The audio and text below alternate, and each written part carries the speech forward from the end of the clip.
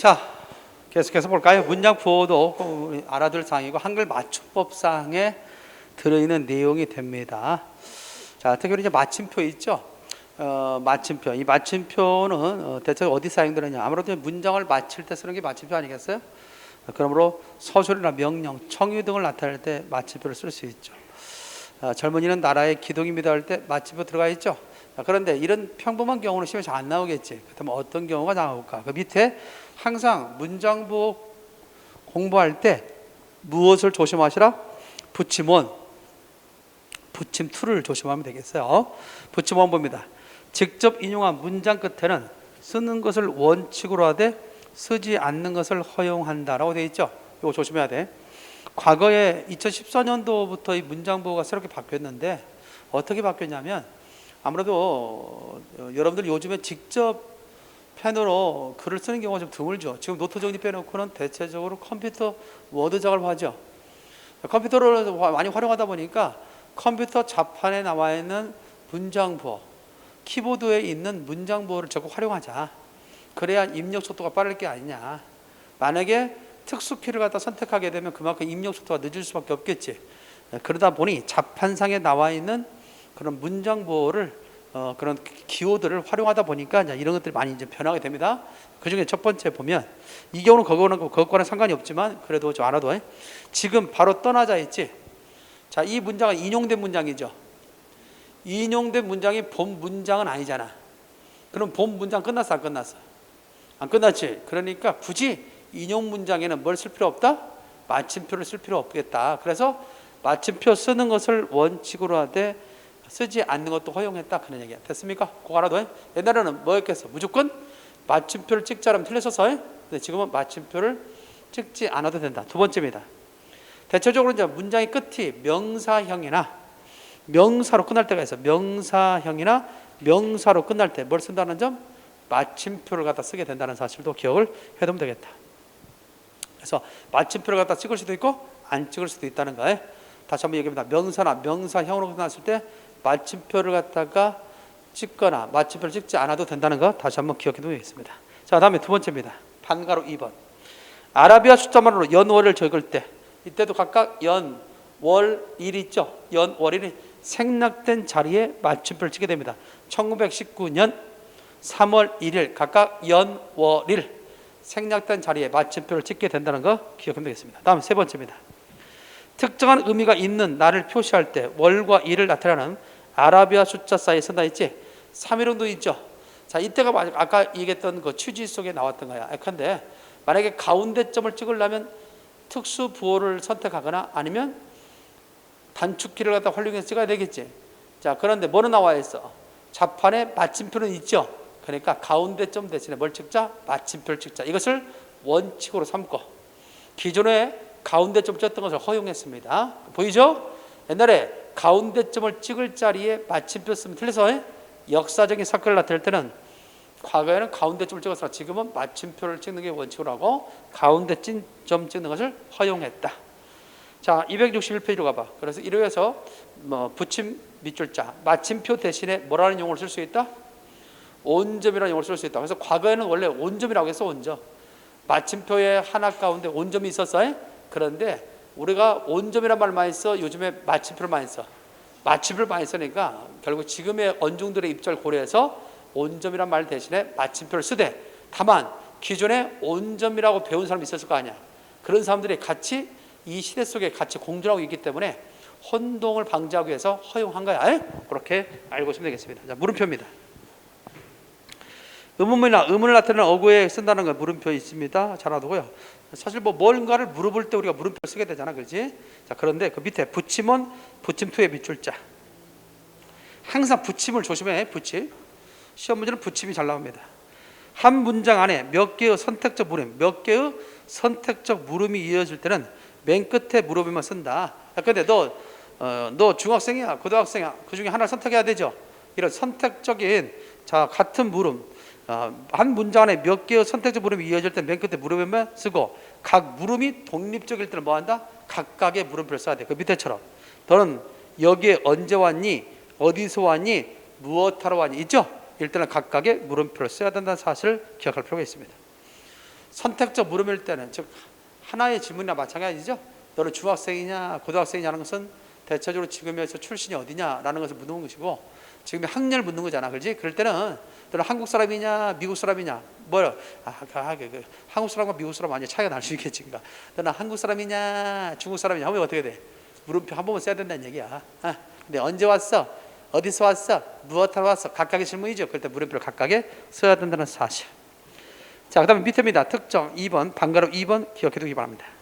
특정한 어구의 내용에 대하여 의심, 밑줄자 의빈적인데 내가 의심, 빈정거림 또는 적절한 말을 쓰기 어려울 때 있죠.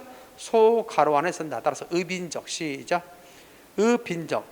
외울 때 의심할 때 의, 빈정거림할 때 빈, 적절한 말 할 때 적. 그래서 의빈적. 그거 기억해두라고요.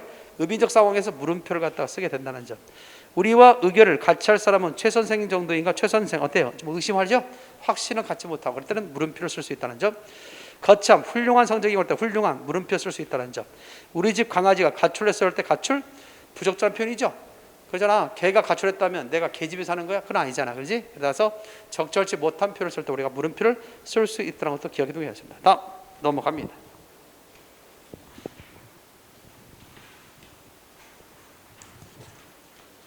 자, 느낌표는 뭐 그렇게 알 것 없고, 자 262페이지 쉼표. 쉼표가 하시면 잘 나오죠.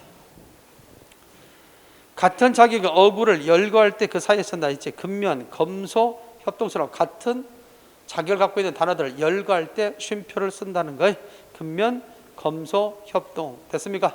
잘하도록. 다음에 두 번째, 거기 밑에 밑줄짝 다만의 밑줄짝 다만. 쉼표 없이도 열거되는 상황이 충분히 드러날 때 굳이 쉼표를 쓰지 않아도 된다. 예컨대 보면 아버지, 어머니께서 있어 없어요? 자, 열거 됐지? 열거 됐음에도 불구하고 윤곽으로 시각적으로 열거됐다는 사실을 인지할 수 있지? 그럴 때는 굳이 쉼표를 쓰지 않아도 된다라는 것이고요. 두 번째 사항 중요합니다. 열갈 어구들을 생략할 때 사용하는 줄임말 앞에는 쉼표를 쓰지 않는다 했지. 이게 별 5개나 시험에 잘 나와요. 열갈 어구들을 생략할 때 사용하는 줄임표 앞에는 쉼표를 갖다 쓰지 않는다. 따라서 광역시 있죠. 광역시 다음에 각각 광주, 대구, 대전 열거했지? 열거된 뒤에 뭐가 나왔다? 줄임표 나왔지? 그때 그 줄임표 앞에는 쉼표를 쓰지 않는다는. 만약에 쉼표 쓰면 틀려요. 과거에는 쉼표를 썼어. 2014년까지만 해도. 근데 지금은 쉼표를 쓰지 않는다는 거 기억해 두겠습니다. 자, 이 밖에 짝을 지을 때도 역시 쉼표 씁니다. 263페이지. 닭과 진해. 닭과 진해 할 때 닭과 진해를 짝을 지었고 개와 고양이 짝을 지을 수 있죠. 이렇게 짝을 지을 때도 쉼표를 쓸 수 있다는 점. 다음에 5번째 항목에 또한 있죠. 문장의 연결 관계를 분명히 하고자 할 때 절과 절 사이에 쓴다. 그래서 콩 심은 데 콩 나고 팥 심은 데 팥 난다. 있습니까 없습니까? 있죠. 이때도 역시 쉼표로서 처리했다는 사실을 알 수 있습니다. 다음에 6번째입니다. 같은 말이 되풀이되는 것을 피하기 위하여 일정한 부분을 줄여서 열거할 때 쓴다 있지. 여름에는 바다에서, 겨울에는 산에서 휴가를 주겠다. 여기서 줄임말이 뭐예요? 휴가를 주겠다는 말을 줄였지. 그때 줄임 장소에 쉼표를 쓰게 된다는 점. 따라서 원칙대로 쉼표를 갖다가 쓰지 않고 쓴 다음에 이렇게 되겠지. 여름에는 바다에서 휴가를 주겠다. 겨울에는 산에서 휴가를 주겠다. 할 수 있죠? 따라서 휴가를 주겠다는 말이 생략됐기 때문에 생략된 자리에 쉼표를 짓게 된다. 다음 8번째 항목에도 역시 동그라미. 한 문장 안에서 앞말을 곧 다시 말하던 것 같은 어구로 다시 설명할 때 앞말 다음에 쓴다.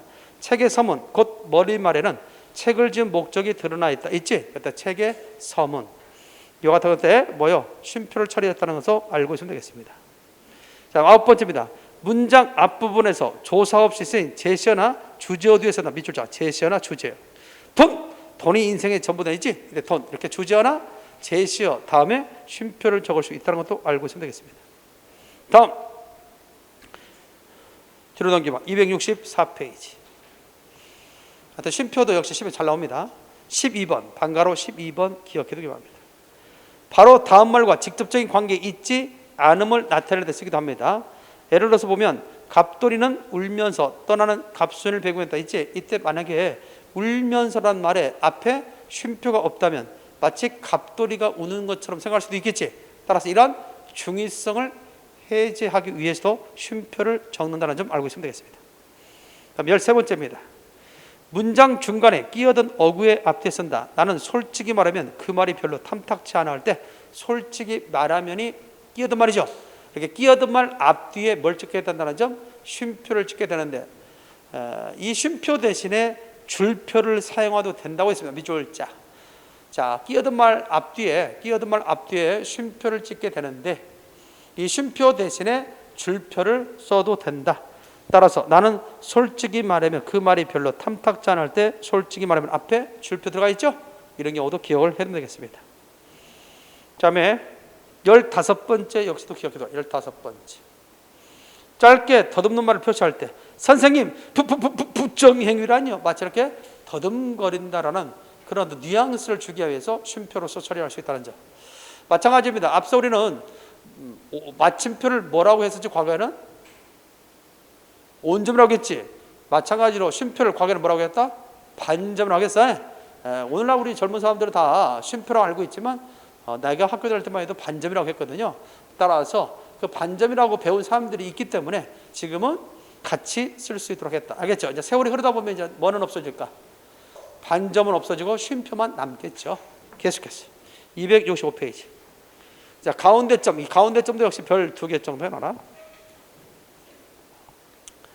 열갈 어구들을 일정한 기준으로 묶어서 나타낼 때 가운데점을 찍기도 합니다. 그래서 민수와 영희, 선미와 준호 이렇게 열갈 어구들을 일정한 기준으로 묶을 때 짝을 지을 때도 역시 가운데점을 찍는다는 것. 또 짝을 이루는 어구들 사이에 근데 한이 있지. 한이. 이런 경우도 있어 가운데점을 찍을 수 있습니다. 또한 밑줄짝 해놓을까? 하천수질의 조사 분석 밑줄짝. 시험에 나왔던 거죠. 이렇게 같은 계열 또는 짝을 이룰 때 그 사이에 가운데점을 찍는다는 점. 자, 이런 가운데점 대신에 또 뭐 또 쓸 수 있냐면 그 밑에처럼 쉼표를 쓸 수도 있어. 뭘 쓸 수 있다? 쉼표. 예를 들어서 보게 되면 한이 생략할 수도 있지. 한이 사이에 쉼표를 찍을 수도 있고 생략할 수도 있습니다. 반면에 밑에 하천 수질의 조사 분석 있어 없어요? 있죠. 이 경우에 쉼표로서 처리할 수도 있죠. 됐나요? 따라서 가운데점을 찍지 않거나 이와 같은 가운데점 대신에 쉼표를 써도 되는 경우가 있다. 이런 경우에 머릿속에 넣어두기 바랍니다. 옛날에는 무조건 가운데점을 찍어야 할 자리는 가운데점을 찍었었어요. 그런데 가운데점은 뭐라고 했어? 실제 가운데점은 자판에 안 나와 있지. 특수부를 선택해야 되기 때문에 이런 가운데점 대신에 쉼표를 갖다가 쓰게 됐다. 자, 밑에 쌍점입니다. 표제 다음에 해당 항목을 들거나 설명을 붙일 때 쓴다. 그래서 문방 사고할 때 종이, 붓, 먹, 벼루 있죠? 이렇게 그에 관련된 항목을 적을 때 이와 같이 쌍점 다음에 찍게 된다는 점 알아두면 되겠고, 밑에도 마찬가지입니다. 희곡 등에서 대화 내용을 제시할 때 말하는 이와 말한 내용 사이에 쓴다. 나올 수 있죠. 김과장, 아들. 그때 희곡 같은 데에서 대화점을 쓸 때도 쌍점을 쓸 수 있다. 다만 쌍점을 쓰는 것과 관련해서 우리가 기억해야 될 것은, 자, 교재 저기 266페이지로 가봐. 266페이지로 갔습니까? 가보면 거기 뭐라 나와서 붙임의 밑줄자 붙임. 이 쌍점이 최근에 뭐에서 시험에 나왔냐면 대체적으로 띄어쓰기와 관련해서 나왔어. 왜? 문장 보호도 글자 하나로 취급하기 때문에 띄어쓰느냐 붙여 쓰느냐 이게 있거든. 그랬을 때 쌍점은 앞서 얘기했던 1번과 2번 사항은 1번과 2번 사항이 있죠. 앞서 얘기했던 1번과 2번 있죠. 1번과 2번은 앞에 단어에 붙여 써서 쌍점을. 그런데 3번과 4번은 각각 앞뒤를 다 붙였었지. 보여요? 따라서 쌍점과 관련돼서 띄어쓰기 부분이 나왔다. 그래서 1번과 2번의 경우에는 앞에 단어에 쌍점을 붙였었지만 3번과 4번인 경우에 있어서는 양쪽에 다 붙였었다. 자, 빗금으로 넘어가겠습니다. 자, 빗금은 대비되는 2개 이상의 어구를 묶어 나타낼 때 빗금을 사용한다. 따라서 먹이다, 먹히다 있어 없어요? 있죠. 이때 빗금을 사용한다는 것. 자, 그 다음에 기준 단위당 수량을 표시할 때 해당 수량과 기준 단위 사이에 쓴다 있죠. 그래서 100m, 초당 100m, 한 개당 1,000원 있죠. 이럴 때도 역시 빗금을 활용한다. 그러면서 가장 중요한 것 중에 하나가 뭐냐면 포인트, 빗금을 사용하는 경우 시에서 행을 구분할 때, 뭘 구분할 때? 행. 근데 그 산에 피는 꽃은 저만치 혼자 피어있는 있죠. 이때 빗금은 행을 바꾸란 뜻이야. 알겠죠? 그러니까 산 밑으로 산에 피는 꽃은 저만치 혼자 피어있는 일단은 전체 사행으로 되어 있는 거죠. 그렇게 되는 거고, 밑에 빗금을 갖다 2개 하는 경우 있어 없어요? 빗금을 두 개 하는 경우 있어 없어요? 있죠. 이때는 연구분이요. 1연, 2연, 3년 있죠. 그럴 때 연구분할 때는 빗금을 두 개 하고 행을 구분할 때는 빗금을 하나 사용한다는 것도 알고 있으면 되겠다. 자, 그다음에 큰 따옴표로 가도록 하겠습니다. 자, 큰 따옴표는 언제 사용하느냐? 글 가운데에서 직접 대화를 표시할 때나 또는 말이나 글을 인용할 때, 직접 인용할 때 뭘 사용한다? 큰 따옴표를 사용하게 된다. 자, 실제적으로 큰 따옴표는 그렇게 많이 나오진 않아. 워낙 다 알고 있기 때문에. 그런데 뭐가 나오냐? 작은 따옴표가 잘 나온다. 자, 작은 따옴표 밑에 보면 인용할 말 안에 있는 인용한 말을 나타낼 때 쓴다. 그래서 인용한 가운데 또 인용할 때, 인용한 가운데 또 인용할 때는 작은 따옴표를 사용한다. 그는 여러분 시작에 반이란 말을 들어보셨죠? 라고 할 때 인용한 가운데 또 인용할 때 뭘 사용한다는 점? 작은 따옴표를 사용한다는 점.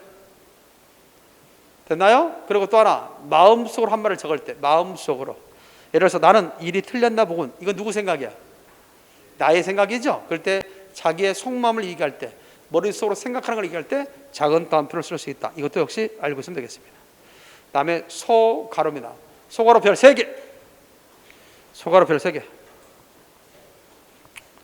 자, 주석이나 보충적인 내용을 덧붙일 때 니체 다음에 주석 달았죠? 독일의 철학자 일 때도 역시 소가로를 사용한다는 것.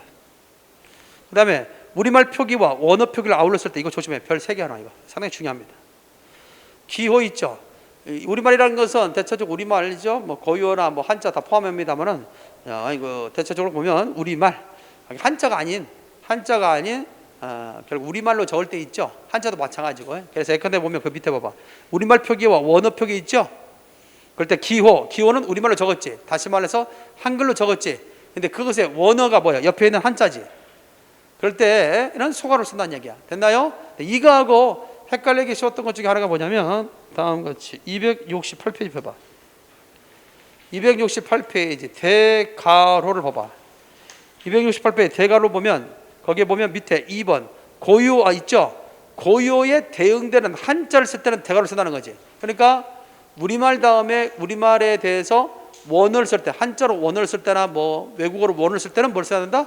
소가로를 쓰지만 고유어에 대해서 한자를 표기할 때는 대가로를 쓴다. 이것 때문에 많이 틀렸던 것 중에 우리 학생들이 많았습니다. 알겠습니까? 따라서 이 부분에 대한 구분 확실히 해둘 수 있어야겠다. 그것만 알고 있으면 돼요. 뭐 다른 것들은 그렇게 어렵지 않죠. 자, 그 다음에 267페이지 밑에 보면 중가로가 있어요. 같은 범주에 속하는 여러 요소를 세로로 묶어서 보일 때 쓰는 경우인데, 예를 들어서 주격사 있지? 주격사 이와 가 이런다든지 아니면 국가 성립 요소 영토 국민 주권 있죠? 이럴 때 뭘 사용한다는 점? 중, 갈, 호를 사용한다는 것도 알고 있으면 되겠다. 또는 열거된 중에 어느 항목을 갖다 선택할 수 있는 거 있지? 선택사를 나타낼 때. 근데 그 밑에 보면 아이들이 모두 학교에 학교로 학교까지 있어 없어요? 있죠. 이 경우에 뭘 사용할 수 있다는 점? 그렇죠. 쉼표로서 쓸 수 있다고 하는 것도 기억을, 중괄호를 쓸 수 있다는 것도 알고 있으면 되겠다. 따라서 아이들이 모두 학교에 학교로 학교까지 됐습니까? 쓸 수 있다는 사실도 기억이 되나? 자, 그다음에 겹나표와 겹화살가로.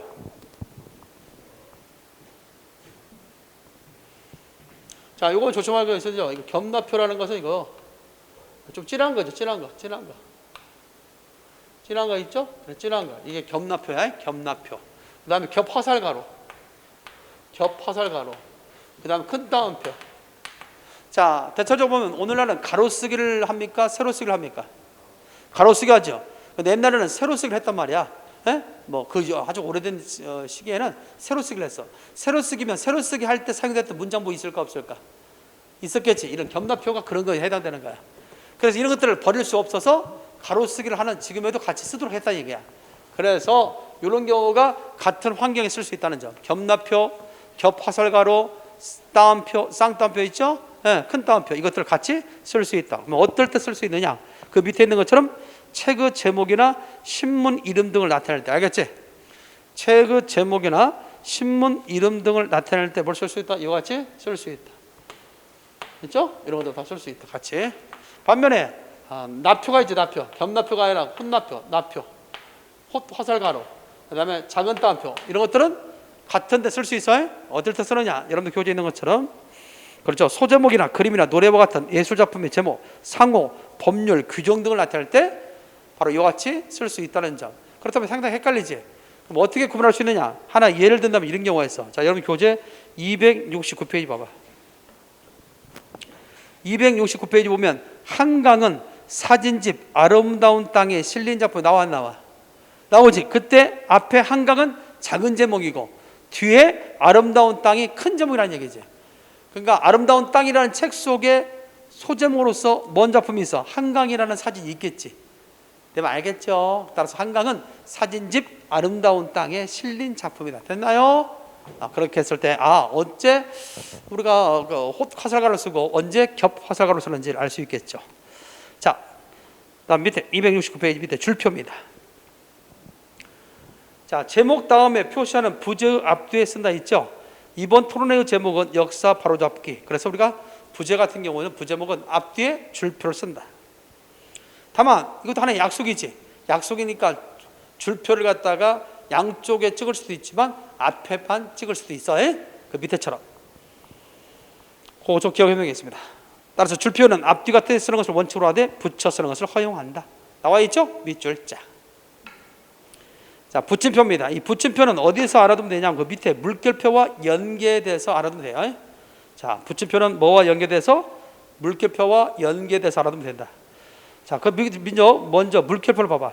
기간이나 거리 또는 범위를 나타낼 때 뭘 쓴다는 거죠? 물결표를 쓰죠. 보여요? 자, 그래서 9월 15일에서 9월 25일, 9월 15일에서 9월 25일까지 할 때 물결표 들어갔죠. 근데 이 물결표 대신에 뭘 쓸 수 있다? 붙임표를 쓸 수 있다는 거. 됐나요? 요것만 하면 돼. 자, 물결표는 9월 15일에서 9월 25일까지, 9월 15일에서 9월 25일까지 할 때 물결표 들어가 있지? 뭐뭐에서 뭐뭐까지. 이런 걸 나타낼 때 물결표 대신에 뭘 사용할 수 있다? 붙임표를 사용해도 된다는 걸 넘어가기 바랍니다. 다음에 270페이지.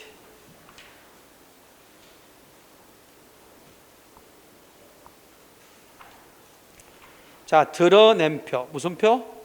드러낸 표에 대해서 기억이 들겠죠. 자, 문장 내용 중에서 주어가 미처할 것이나 중요한 부분을 특별히 드러낼 때 드러낸 표를 쓰게 되죠. 따라서 단어 위에다가 점을 찍었죠. 드러내고 싶은 만큼 단어에 점을 찍으면 돼요. 자, 그러나 이런 드러낸 표 대신에 뭘 사용할 수 있다는 점? 밑줄도 사용할 수 있다는 점. 드러낸 표 대신에 뭘 사용할 수 있다? 밑줄도 사용할 수 있다는 점. 아무래도 드러낸 표를 갖다 쓰려면 뭐가 되겠어? 특수 기호를 선택해야 되죠. 자, 그렇게 조작이 좀 힘들어. 입력 속도가 늦어. 그러니까 밑줄 딱 그을 수 있죠. 알겠어요? 그런 점에서 많이 바뀌었다는 점이죠. 자, 다음에 19번입니다. 숨김표. 무슨 표? 숨김표. 숨김표는 동그라미나 가위표를 통해서 제시하게 됩니다. 이것도 마찬가지야. 숨기고 싶은 만큼 동그라미 찍고 숨기고 싶은 만큼 X를 찍으면 돼. 알겠죠? 자, 근데 보면 그 밑에 배운 사람 입에서 어찌 000이라는 말이 나올 수 있느냐 있지? 상당히 궁금해지네. 000이 뭔지. 자, 몇 개 숨겨서 3개 숨겼죠.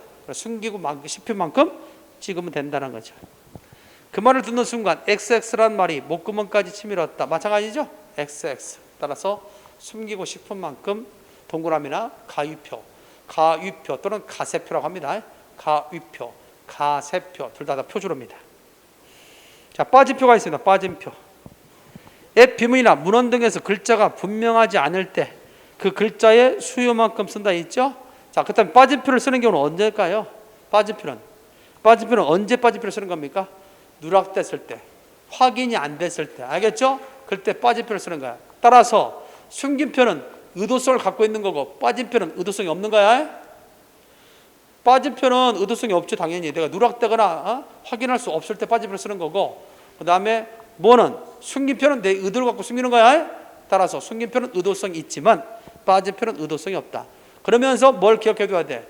동그라미인지 네모인지 헷갈리면 안 돼 이거. 그래서 나는 좀 더 쉽게 하기 위해서 이렇게 외웠어. 숨동 X바네, 숨동 X바네 외웠어. 이렇게 숨동 X바네 이렇게 외웠더니 잊어버리지 않아. 숨김표는 동그라미나 가위표를 통해서 하고 빠진표는 네모. 따라서 우리가 가끔 레스토랑이나 그런 어떤 데 가면 빠네라는 거 있어 없어요? 있지? 그거 생각나서 우리 집사람이 빠네를 좋아하는데 빠네. 순동 X 빠네. 시작. 순동 X 빠네. 이렇게 하면 되겠죠. 이렇게 외워두면 아닌지 모르겠죠? 순동 X 빠네. 다 같이 시작. 순동 X 빠네. 이렇게 외워두면 절대 잊어버리지 않을 것이다. 그리고 또 하나 기억할 것은 바로 이 빠진표는 뭐가 있다는 점? 의도성이 없는 반면에 숨긴표는 의도성이 있다는 이 사실을 잊어서는 아니 될 것이다 라고 생각됩니다. 자, 그 다음에 이제 줄임표입니다. 칼말을 줄였을 때 어디 나하고 한번 있죠? 줄임표 쓰죠. 자, 보통 우리가 줄임표는 몇 점을 찍는 것이 원칙이죠? 6점을 찍는 게 원칙이죠. 근데 6점을 찍다 보니까 이것도 다 뭘 선택해야 돼? 특수 기호를 선택해야 돼. 특수 부호를. 자, 그러면 특수 부호를 선택하면 몇 점씩 있어? 3점씩 있지. 3점을 2번 찍어야 된다는 얘기 아니야. 번거로워. 그래서 이제는 줄임표도 6점 대신에 3점만 찍을 수도 있고, 또 줄임표를 항상 가운데에다가 찍으려면 특수부를 선택해야 되는데 마침표 자리에 찍을 수도 있다고 했어. 그럼 어떻게 돼? 키보드상에서 3점만 탁탁탁 치면 되잖아. 그래, 안 그래요? 그래서 이와 같이 위치도 바뀌었고 점수도 바뀌었다는 사실을 기억할 필요가 있습니다. 여기까지 이해됐습니까? 자, 이게 문장 보호도 뭐 시간 날 때마다 한 번씩 나오는 유형의 문제니까 거기에 대해서 확인을 좀 해 두는 게 좋지 않겠냐, 이렇게 생각을 해 봅니다. 자, 관련돼서 한번 문제 한번 쭉 한번 그동안에 풀었던 내용들 중심으로 해서 한번 혼동하기 쉬운 말과 관련돼서도 생각해 두도록 하겠습니다. 자, 한번 해볼까요? 자, 일단 260페이지. 교재 260페이지. 자, 교재 260페이지 상단에 날개다는 문제 보니까 문장 보호의 사용이 옳지 않은 것은 뭐냐 있죠? 콩 심으면 콩 나고 팥 심으면 받는다 할 때 이어진 문장 속에 쉼표 들어갈 수 있습니까? 예, 맞습니다. 지금 필요한 것은 지식이 아니라 실천이다 할 때, 강조하고 싶을 때 작은 타입표 사용할 수 있습니까? 있죠? 맞습니다. 자, 춘원 6.25 때, 자, 주석달 때 소가로 맞습니까? 주석달 때 소가로 맞습니까? 네, 거기 보면 다음과 같이 춘원 6.25 때 납북은 소가로가 아니구나. 대가로 있대. 대가로 써놨구나. 대가로 맞습니까? 틀렸죠? 대가로가 아니라 보다 소가로를 써야 맞죠. 어머니께 말했다가 아니 말씀드렸다가 이렇게 끼어든 말 있죠? 그때는 앞뒤에 쉼표를 짓거나 뭘 쓸 수 있다? 줄표. 뭐다 다 같이? 줄표. 쓸 수 있다. 맞습니다. 자, 이렇게 한 결과 문제 해결됐다고 하는 거고요. 그 다음에 이제 가장 시험에 잘 나왔던 것 중에 하나가 뭐냐면 이런 문제가 잘 나왔어요. 교재를 보면 다음 같은 겁니다. 262페이지. 자, 262페이지에 거기 날개단의 문제 확인해 보자. 자, 밑줄 친 문장 부호 중에서 그 쓰임이 가장 적절한 것을 그랬습니다. 나는 그의 말에 참 거짓할 때 뭘 사용할 수 있다는 점? 가운데 점 찍을 수도 있고, 그렇죠? 같은 계열의 관계를 할 때 가운데 점 또는 생략할 수도 있다고 했지? 그래서 맞습니다. 순영이는 커피할 때 원어, 우리말에 대해서 원어를 뭘 쓴다고 했지? 소갈호를 쓴다고 했지. 소갈호. 근데 참과 거짓할 때 뭘 찍지 않는다? 생략하거나, 이때는 여기서는 쉼표를 찍었습니까? 마침표를 찍었습니까? 참과 거짓할 때 마침표 찍었지? 틀렸습니다. 쉼표 또는 가운데점, 아니면 생략 이렇게 해야 되겠죠. 자, 순영할 때 커피할 때 원어를 쓸 때는 소가를 써야 되겠지. 너는 중학생이냐 고등학생이 있다. 자, 같은 질문 선택적 물음일 때는 뭐하다? 물음표 한 번만 사용한다고 했지. 각각의 물음일 때는 물음표를 다 써야 되지만 선택적 물음일 때는 물음표 한 번 쓴다. 현수는 그래 적절한 낱말할 때 어때요? 낱말할 때 낱말할 때 낱말 우리말이죠? 고유어에 대해서 한자를 쓸 때는 뭘 쓴다고 했지? 대괄호를 쓴다고 했지. 그래서 소괄호 써서 틀렸다. 이런 식의 문제 언급될 수 있겠다 없겠다? 있겠다라는 것도 기억을 해두면 되겠습니다. 관련된 문제들은 뭐 많이 나왔던 것을 생각해 볼 수 있습니다. 알겠죠? 하나만 더 해볼까요? 똑같아. 267페이지 267페이지 날개단의 문제를 좀 확인해 볼까요? 다음 문장 부호의 쓰임으로 가장 적절하지 않은 것은 뭐냐 그랬죠? 그죠? 자, 나는 너를 하고 뒤돌아섰다 할 때 말 줄임표 있죠? 그럴 때 세 점 찍고 쓸 수도 있으니까 맞는 표현이겠고요. 그녀의 50세 나이 할 때 나이는 뭐죠? 고요죠. 고요에 대해서 뭘 쓸 때는 한자를 쓸 때는 대갈호를 써야지. 그죠? 그런 점에서 틀렸다는 것도 알고 있으면 되겠죠. 나머지 맞죠? 참고해두면 되겠습니다. 자, 이렇게 해서 문장 보호에 관련된 문제를 한번 풀어봤고요. 앞에 가서 혼동하기 쉬운 말들이 어떻게 문제화돼서 나왔는지 거기에 대해서 잠깐 아까 문제를 풀어보지 못했는데 하나 보도록 하겠습니다. 자, 교재 229페이지.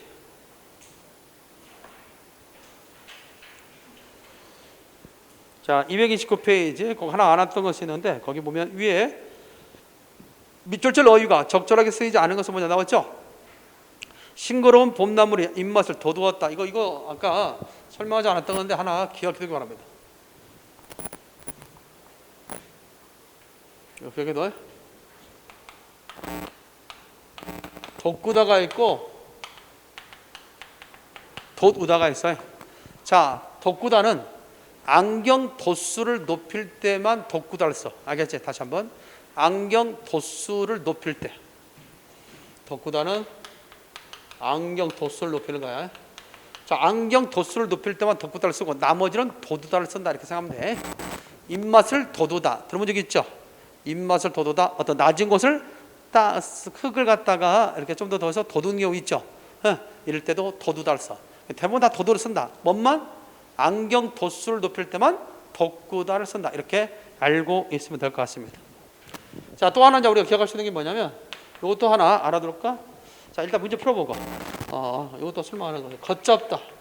앞서 혼동한 시문에서 배우지는 않았지만 이것도 알아도 해. 걷잡다와 그 다음 뭐가 있다? 걷잡다 있죠? 걷잡다. 걷잡을 수 없었다 할 때는 위에 걸 써야 돼. 반면에 걷잡다는 대략, 대충 걷잡아 50명은 될 거다. 걷잡아 30명은 될 거다. 할 수 있죠? 그럴 때는 걷잡다를 써야 되겠죠. 자, 그렇다면 여기서 보면 싱거로운 봄나물이 입맛을 돋우었다. 맞죠? 돋우었다. 그 다음에 불길이 걷잡을 수 없다 할 때 티읕 받침이 아니라 무슨 받침? 디귿 받침을 써야 된다는 것이고요. 아까 그슬다 설명했죠? 그슬다, 그을다, 그슬리다, 그을리다 했으니까 알아둘 거고. 하나 더 이거 하나 써놔야 더 시험에 잘 나왔던 거. 맞추다. 맞추다와 마치다를 좀 구분을 좀 알아야 되겠다. 그래서 맞추다와 뭐의 구분? 마치다의 구분이다. 자, 일단 전에 보면 마치다는 언제 쓰느냐? 다음과 같이 네 가지 경우를 기억해둬. 맞히다를 쓰는 경우 네 가지. 자, 어떤 경우냐면 정과 주비. 정과 주비를 따라도. 자, 정답을 맞히다. 알겠죠? 어떤 적중하다는 뜻이잖아. 정답을 맞히다. 관역을 맞히다.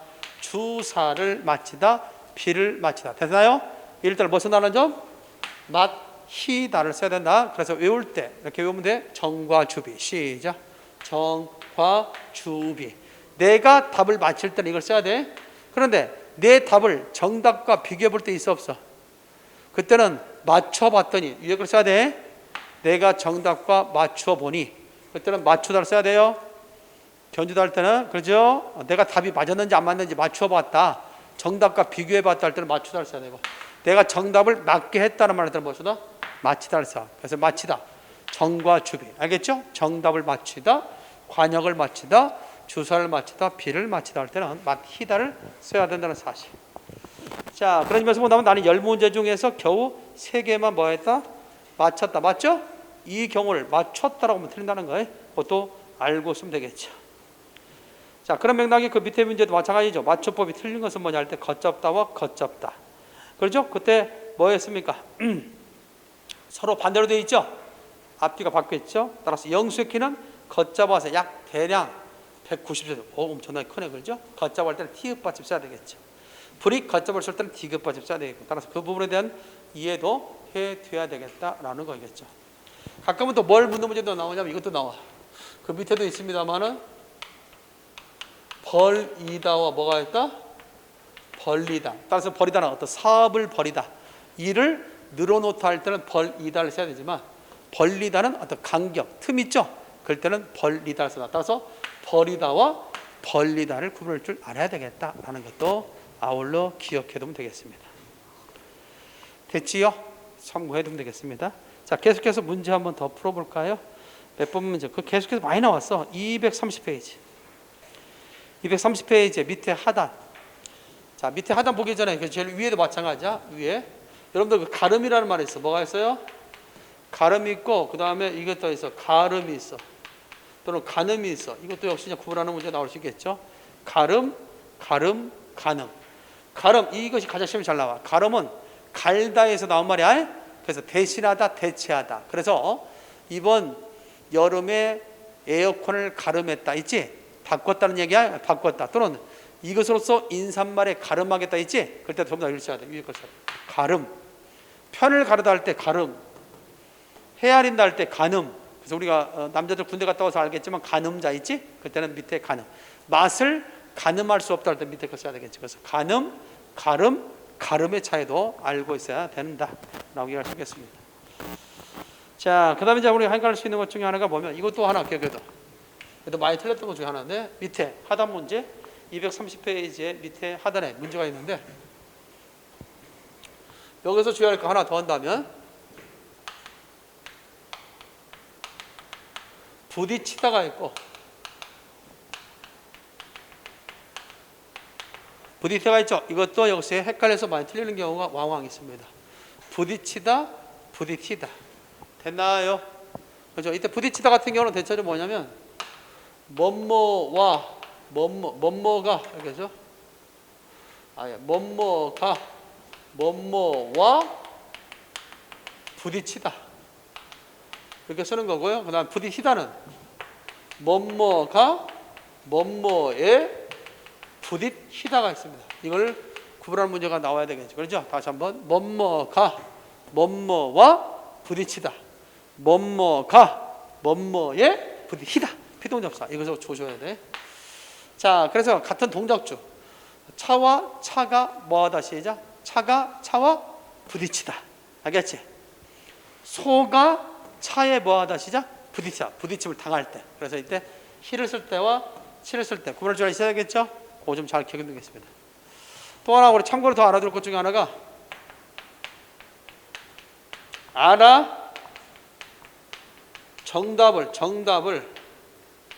정답을 알아맞추다, 알아맞히다. 뭐가 맞을까? 앞에 거, 뒤에 거. 정답을 알아맞추다, 알아맞히다. 당연히 뒤에 거야. 에? 정답을 맞게 하는 거죠. 맞히다. 그래서 그 뒤에 걸 써야 돼요. 정답을 알아맞히다. 그것도 역시 구분하는 문제가 나올 수 있겠죠. 자, 그 다음에 231페이지. 230페이지 이거 중간에 있는 문제를 보니까 요거 헷갈리는 사람도 있어요. 뭐뭐 노라고 뭐뭐 느라고 이거 헷갈리는 사람이 있어. 노라고는 의도와 관련되어 있고 느라고는 이유와 관련되어 있어. 자, 공부하노라고 한 것이 이 모양이다 할 때 뭘 써야 된다? 노라고 의도죠? 노라고 써야 돼. 근데 공부하느라고 나를 썼다. 왜 나를 썼지? 공부하느라고 이유죠. 그럴 때 느라고 써야 돼. 그래서 노라고와 느라고를 구별할 줄 아느냐. 그런 식의 문제도 언급이 될 수 있다는 거. 자, 그 정도도 알고 있으면 될 것 같고. 자, 뒤로도 가서 이제 한번 더 생각해 볼 수 있는 것이죠. 됐죠? 자, 내가 뭐라고 했어? 232페이지. 교재 232페이지 중간에 문제. 자, 문제 보니까 그 나와. 다음 밑줄 친 단어의 쓰임이 잘못된 것을 그랬잖아요. 그는 아버지의 뜻을 쫓아가는 거죠. 뜻을 쫓아라고 그래.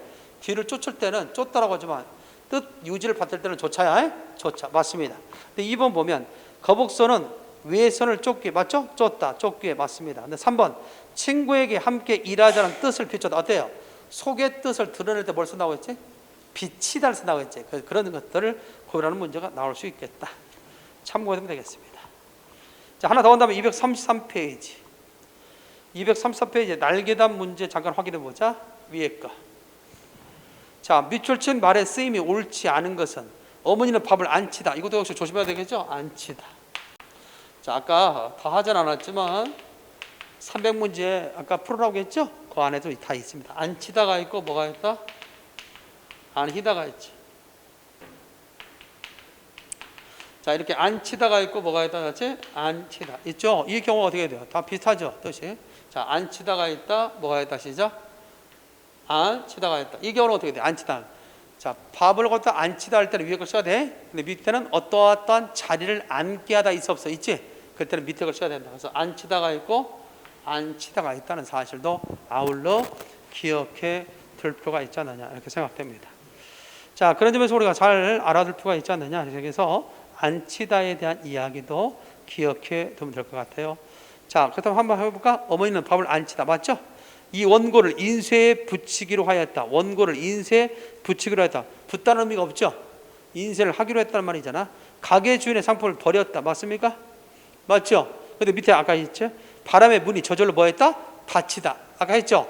닫히다와 닫히다를 구분할 줄 아느냐 했을 때 닫히다를 써야 된다는 거. 이것도 많이 나왔던 것 중에 하나입니다.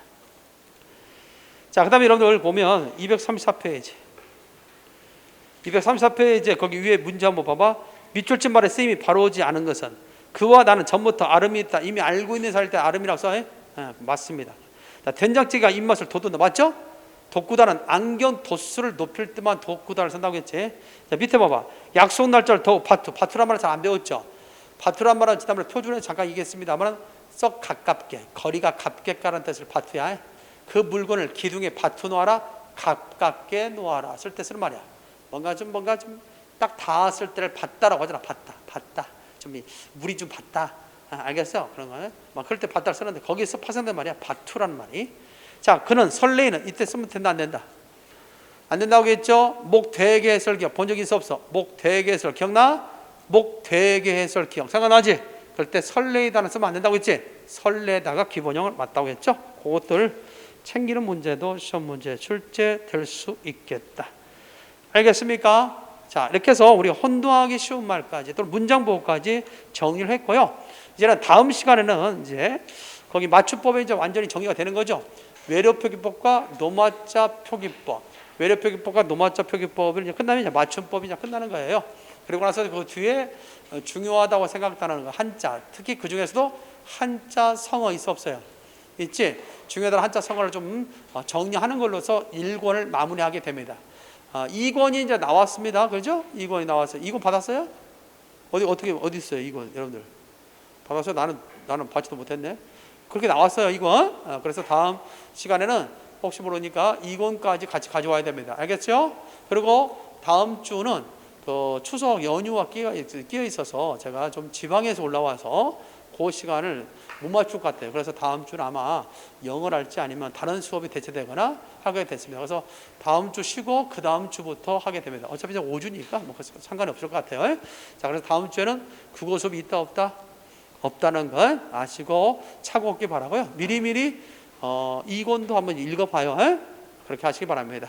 알겠습니까? 예, 좋아요. 뭐 지난번에 가졌던 프린트물도 다 가져왔나? 저 그냥 끄고.